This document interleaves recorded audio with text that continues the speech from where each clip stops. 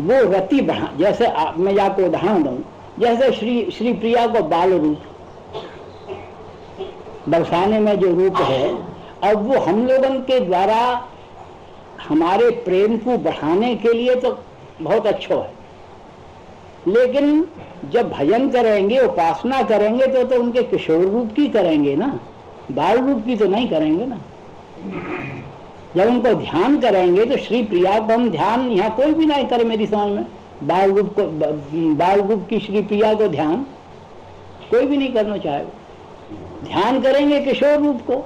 ऐसे ही श्री व्यासनंदन को जो बाल रूप है या जो उनको अवतार काल को जो रूप है, वो रति की पुष्टि के लिए यदि हम ग्रहण कर लें वो ठीक है, लेकिन ध्यान तो श्री हरिवंश स्वरूप जो है वो यही, श्री हरिवंश स्वरूप को ध्यान करना पड़ेगा। और श्री हरिवंश स्वरूप जो है ये चारों स्वरूप ही, रस सागर हरिवंश, उनने बिल्कुल कहीं संदेह ही ना रखो सेवक जी।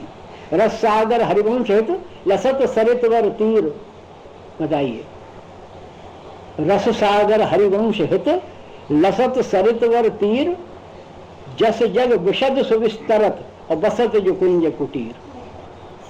अब बताइए, यहां से उनने शुरू कहां से किया है? श्री हरिवंश से, लेकिन अब कह का रहे हैं बसत जो कुंज कुटीर भीर नगरन धामिन भर।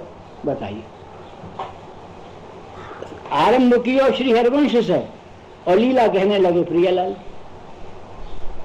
तो जा में उनको अभेद नहीं है, उनको भेद नहीं है, तभी उनने कही है कि श्री हरिवंश नाम से क्या हो कि श्री राधा योग चरण प्रीत उपजय अधिभारी। अगर हम व्यासनंदन को जो अवतार काल को जो रूप है बाको यदि ध्यान करेंगे तो श्री राधा के चरणन में कैसे प्रीति बढ़ जाएगी? असंभव है। वो तो उनको जो प्रेम स्वरूप है वो ही ध्यान करना पड़ेगा। प्रेम स्वरूप के चार रूप हैं।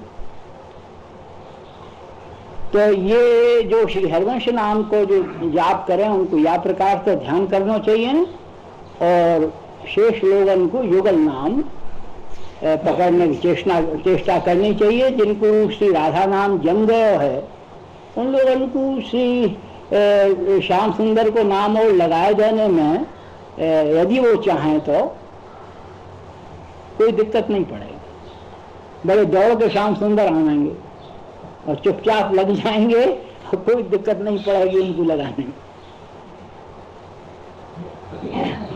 लेकिन गाँव में दोनों सुखी रहें, युगल नाम लेने से दोनों सुखी रहें। तो इतना तो नाम के संबंध में समझ लीजिए।